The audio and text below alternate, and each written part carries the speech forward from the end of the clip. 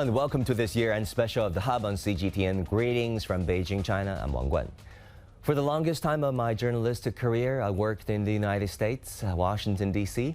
The one question I got asked a lot by my friends from around the world, especially those in China, is what do I personally feel and think about America and the American people? Well, I always tell them that there are at least two aspects of American society that have made a lasting impression on me. Number one, the fitness culture. Now, number two, the kindness and generosity I experienced from many ordinary American people. With that folksy, down-to-earth manner, always ready to extend a helping hand to others, including total strangers like myself. Now, at CGTN America, where I worked for 8 years, I worked with over 100 American colleagues, and many of them became my very good friends. And I couldn't possibly name each and every one of them. And today, I'm going to share with you two more stories, people stories, between China and the United States. The people who made these stories may not be in the news headlines all the time, but they are making a real difference by demonstrating what true friendship is all about. The lush trees, the ancient wells, and the Western-style villas. Kuliang is a beautiful resort town on the outskirts of Fuzhou in southeastern China's Fujian Province. We also quietly witnessed the friendship between some Chinese and Americans dating all the way back, transcending cultures and politics. Now, my next guest is part of this Kuliang Friends. Elyn MacInnis is a visiting scholar who has lived in China for over 30 years. Originally from New York State, she impressed many Chinese back in the 1990s when she taught English and the Western culture to a 1 billion Chinese audience on a very popular show on Chinese national television. So Elyn, tell us a bit about this Kuliang story, the Kuliang Friends. Those are relatively unheard of communities back in the day. Maybe you can start off by telling us a little bit about what Kuliang Friends is all about.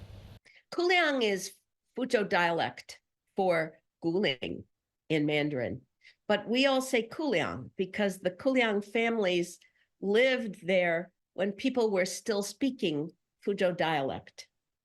So I went back with my husband. He was born in Fuzhou, and his first, after he was 1 month old, first, say, summertime, he spent on the mountain there with his family. Because on Kuliang, their family had a house. But it turned out that even though we had a picture of it, nobody knew where the house was. People didn't really know anything about the history. Person at the administrative offices said, well, if you ever find anything about Kuliang, please send it to us because we're very interested. We want to know the history. And so she did. And that's when Lin Yinan completed the other half of the story. 像魏延龄老师，他是16年的时候，我们跟他接触上，因为当时他是一家人回到福州来寻根嘛，那带回来了一些他家里的照片。照片里面呢有福州的照片，也有古岭的照片。Lin Yinan, a dedicated researcher specializing in Kuliang architectural heritage. He has assisted many Kuliang friends in tracing their roots and finding their ancestral homes. 接触古岭这个研究以前呢，我一直研究的福州是近代的城市，因为我是福州人。然后古岭呢，它是一个避暑地，它实际上在古岭居住的这些外侨，就是外国人，他们并不是一年四季都在古岭，只有在夏季才上去。然后他们大部分时间呢，其实还是在福州城里。那福州因为我们研究做的比较多，所以那个照片我们看一眼就认出来了。但是古岭的照片呢，因为古岭在那个时期研究很少，所以当时看到那些照片并不知道这些地方在哪里。所以当时呢，就希望去帮助他们去寻找这个地方。那这个我们也没想到，这一找就是7年时间，到今年我们才最终确认了他们家族的照片里，他们当年在古岭购置的房屋的这个位置啊，才找到那个地点。找了7年的时间。对，那古岭呢，因为它是一个早期的，但是比较成熟的、成规模的避暑地，所以当时确实是外国人画了地图。那只不过呢是这个地图只有房屋的门牌号，没有房屋的主人姓名。那孟延龄老师当时从福州回到美国去以后，去了耶鲁大学，在耶鲁大学的图书馆找到了一张这个古岭的有房屋屋主姓名的这个古岭手册，叫 Kuliang Handbook。然后这个手册上面呢有一个 list， 有一个名字的清单，这个清单呢跟地图的这个房号再去对应，但是这个清单上没有这个穆延龄老师他们家的这个房子的主人姓名啊，因为他们家买下这个房子的时候是48年，这个房子已经是一个废墟了，他们想修房子，再把它重新变成一个可以住的地方，但是49年这个他们就回到美国去了啊，所以这个没有完成，所以这个过程变得特别漫长。但是呢，这个清单帮助我们把古岭的研究往前推了一大步，就是通过这个清单和地图，我们找到了古岭几乎所有的外侨房屋它背后的主人和他们的故事。Basically, the families that are part of the Kuliang family group, their families have been in China or had been in China for quite a few generations. They weren't just coming for a few years and then going home. They stayed sometimes 20, 30, 40 years. And in the winter, they worked at schools, hospitals, some in trade, some in government. They did their work during the year, and then on the summer, they'd all come back to Kuliang. So there are a lot of very interesting people who dedicated their lives to China. And they stayed on Kuliang. I think more so than other cities. Of course, there were other people in other places who also had long lives of dedication to China, but in Fuzhou, I think it was maybe a little more so. For example, there was a doctor named Dr. Bliss who worked on the rinderpest vaccine. There was basically what was an animal plague. If the animal got sick with that, they would die, basically. And he's the one who started research on how to make a vaccine so that the animals could receive the vaccine and live. So he's one example. In politics, the consul general there loved people very much. And he had a home on the mountain. And on his 69th birthday, we have a picture of him at his birthday party. It's 1904. And he had invited 80 Kuliang neighbors to come celebrate his birthday with him. Now, in 1904, that was not a common thing to do. 我们掌握的房屋是119幢，119幢，每一幢房屋背后其实就是一个家族，它不全是美国人，它还有像俄国人，还有像英国人，有一些他们当年没有结婚的这个主人，他们的信息我们就没办法获取到，大概70多，其实还不止，如果算人数的话，其实还不止，家族数量的话可能差不多。然后我们当时出了一本报告给这个古岭关爱会，作为今天古岭上面几乎所有的这个旅游开发，还有它的历史文献资料，其实都是从这个报告里面摘出来。这个确实是当时做的时间比较长，并且深度比较深的一项工作。林老师，您和团队这么多年花费了很多的资源和心血，来帮助这些外国友人寻根溯源，挖掘这个古岭故事的这个过程当中，您觉得自己内心给自己内心带来的最大的震撼是什么？对我们触动最大的，或者说最震撼的，其实是人和人的连接因为原来我们从事的这个专业就是跟建筑学相关的这个专业，更多的时候是关注空间。但是呢，在我们读书的时候，这个专业就有一句格言，叫建筑是生活的容器如果是没有人在建筑中居住，这个建筑就没有意义。那我们在做整个这个研究的过程中间做的最多的事情，其实不是去把建筑复原出来，因为古岭的建筑其实保存的并不是很多，而是去重建这个人和人之间联系的关系。那像我们非常熟悉的那个老太太 Gay Harris， 她跟她自己小时候的一个同年同月同日生的中国伙伴，他们在时隔70多年以后再见面，我们跟他们坐在一块儿见证这个场面的时候，我们觉得那个远比找到建筑要来的震撼的多。然后包括像今年6、7月份的时候，我们陪这个梅林老师啊，陪艾伦老师回到她的丈夫的家族，就莫雅人家族在古岭买的那个房子，那个房子已经塌掉了，就是现场已经都几乎没有痕迹了。但我们站在同样的一个土包上，当年他们拍照的土包，然后对着周边的环境，用手指着，你看，这是照片远处的梯田，那是岷江啊。这个时候，这种时光倒错的感觉啊，这个给人带来的震撼是最大的。This basket here has a baby in it. And the baby is my husband, because when he first came to Kuliang, a Kuliang mama brought him up the mountain because they knew that she was the one who would look after him the best. It's remembering both my husband's trip up the mountain and also our wonderful Kuliang Friends who looked after the foreign community here and treated them like family. Elyn, so now looking back, what do you think are the important legacy of the Kuliang story that can inform people today? I've been thinking about that lately because everybody's been talking about people-to-people friendship. Yeah. And what does that mean? What is friendship?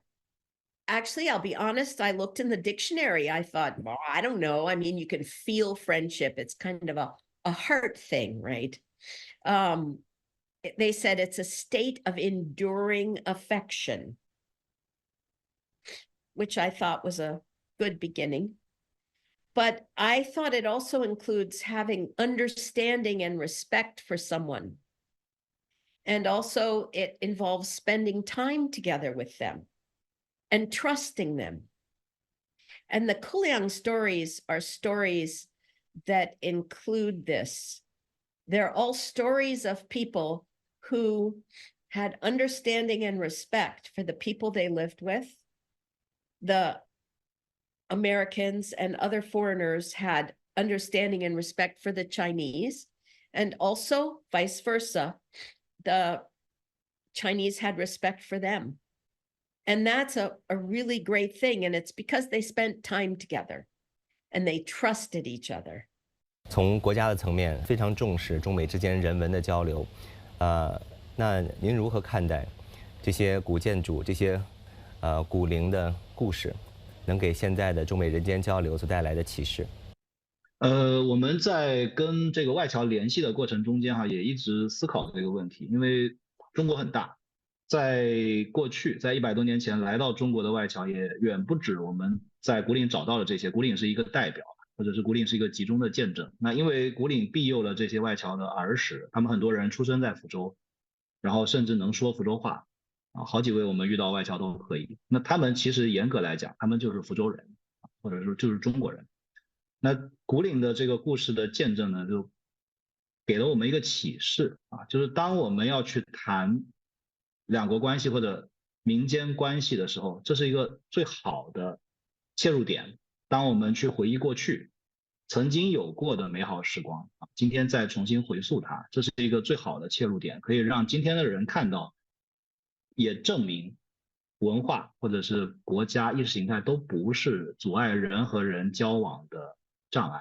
在这种场景下面，或者在这种时光里面是没有国界或者这一类东西的阻隔的啊，这个是给我们最大的一个启示。那反过来，中国很大，不止古岭一个地方，就像我们接待的外侨也远不是只有古岭之友，我们也曾经帮助过，好多年前就帮助过外侨回到福州来寻根，他们的父辈或者先祖曾经是参加过抗战的外国人，那他们当时驻扎在福州，那我们也从他们的相册里面找到了对应的福州的地点，甚至找到他们购买东西的店铺的后代，那这种重聚是我们所追求的。那从这个角度讲，中国还有很多很多类似的地方，还有很多很多他们曾经留下过足迹的地方。如果我们能够帮助他们，帮助这些希望回到中国来寻找先祖痕迹的人，把这些地方都找到，把能够连接的人都连接起来，那肯定是民间友好交往的一种典范。因为这远比你去重建、去新建一个关系要来得容易。Elyn, there's so much talk about increasing people-to-people exchange among Chinese and Americans. Given the complex and sometimes difficult situation we find ourselves in, thanks to the geopolitical winds and headwinds. What does all this mean to you? I've always believed that when people get together and are friendly and honest with each other, that good things will happen. And if we all have the desire to make good things happen, to be friends, to share, to enjoy the differences, that will have a good result. And so I really believe that as long as we can spend time together, as long as people from China and people from America and other countries can have time together, that it will be a very, very good thing for the world.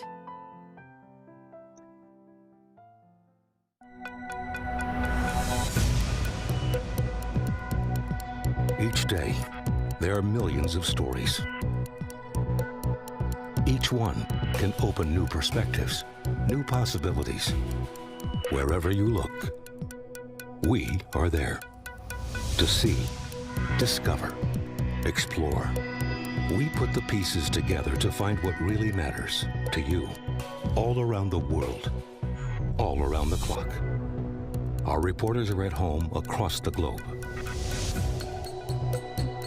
From our headquarters in Beijing and production centers in Washington, Nairobi, and London. Stories from across the globe, reaching people across the globe. CGTN. See the difference. Facing the unknown is always difficult.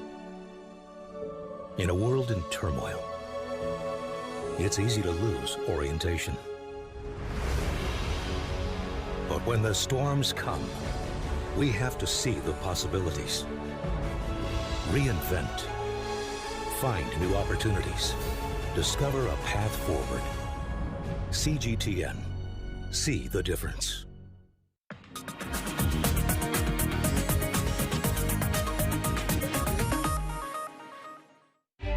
For over a century, Kuliang has been a witness to the enduring friendship between China and the United States.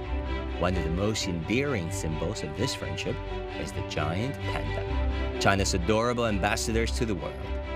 My name is James Ayala, and I'm from the USA, and I am an animal behavioral researcher at the Chengdu Panda Base.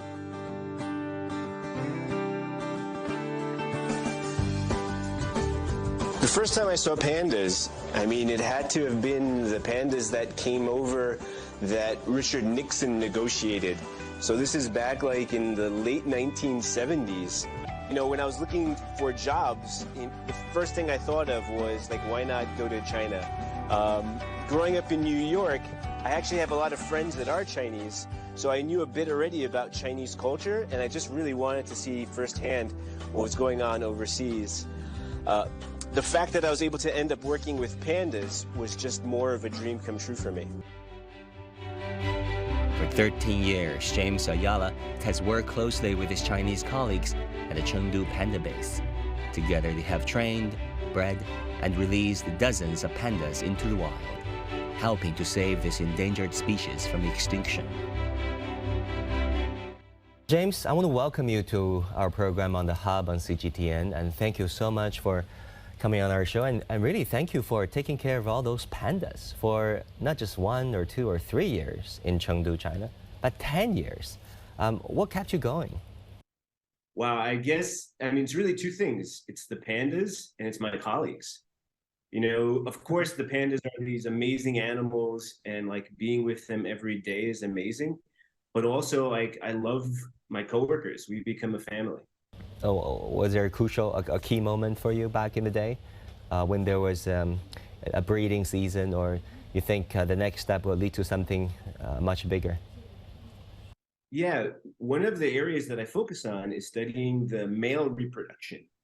So again, giant panda males, they don't actually develop really quickly. It takes around 4 or 5 years for them to develop.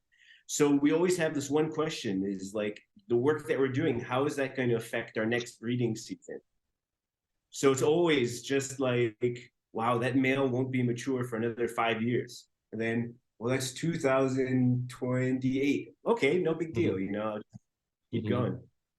Now giant pandas are no longer on the verge of extinction thanks to all those work. Maybe you can tell us a bit about that, about how pandas went from being on the verge of extinction to now what, happily reproducing?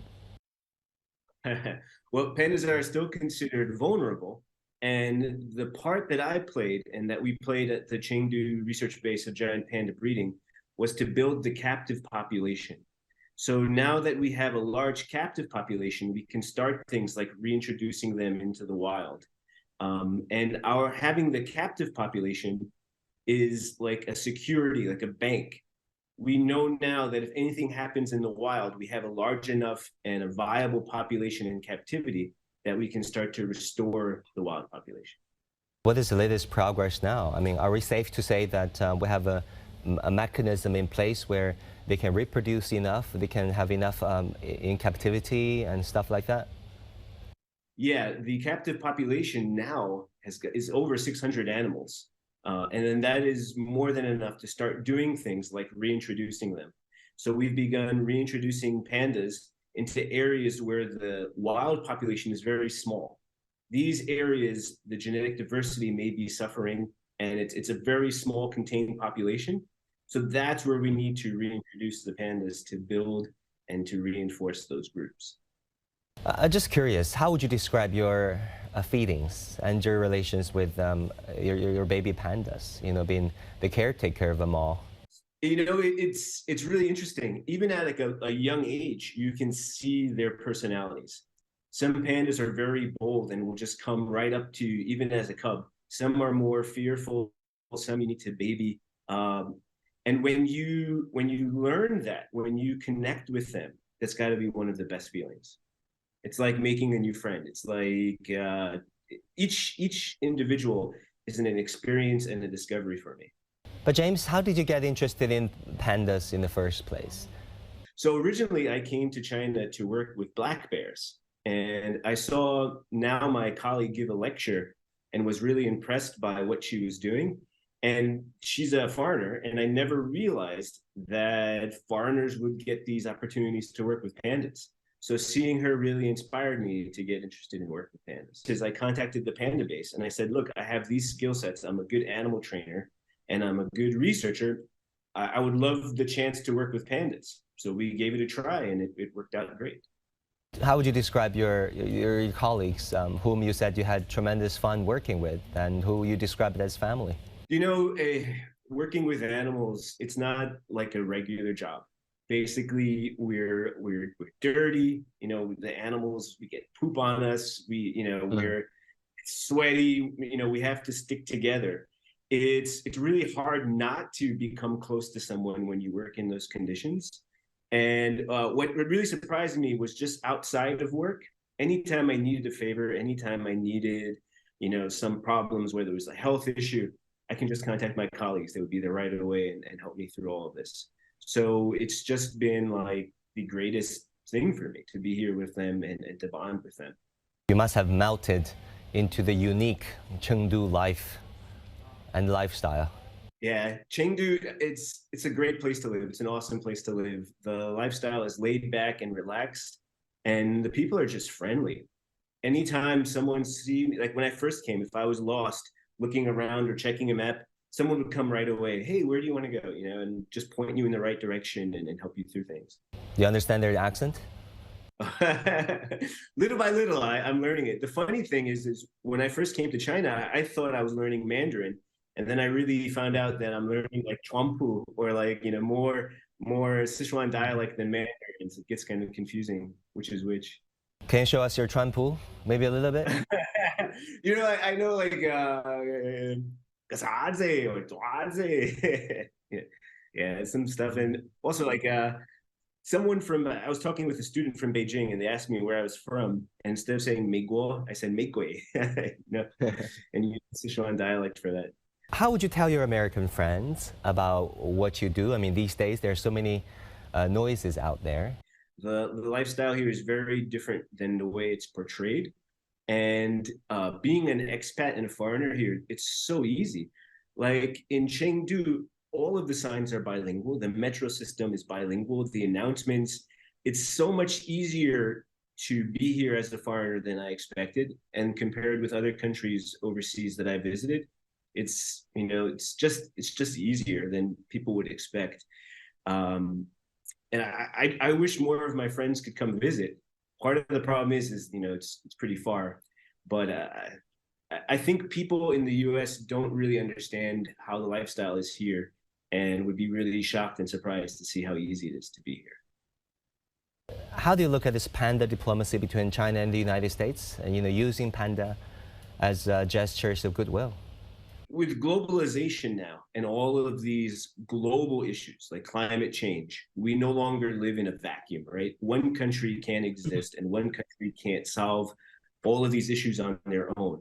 So when you take a species like the giant panda that has this, you know, massive global appeal, right? We can relate and use them for launching grounds for other things, like you said, diplomacy and talking about things like climate change. People in America love giant pandas. What are their actions in America that are affecting the survival of pandas in China? Well, pollution, climate change, all of these things are factors that are all linked together. So the point that having a panda as a talking point for, like you said, diplomacy and these global issues, I think it's the perfect thing for us to do. We can all agree pandas are cute. We can all agree pandas are special. And we can all agree that having pandas makes the world a better place. So what are some other areas that we can discuss, and then how can we work together to solve these problems? With those ideas, pandas are a unique species that can kind of be a gateway to these other discussions. Thank you, James. Thank you so much for all your work. Thank you. It's been great talking to you. Really touching stories, and kudos to them all. Once again, reminding us what friendship is all about between China and the United States. And that will do it for this edition of The Hub on CGTN. Thank you so much for tuning in. I'm Wang Guan in Beijing. I'll see you again soon.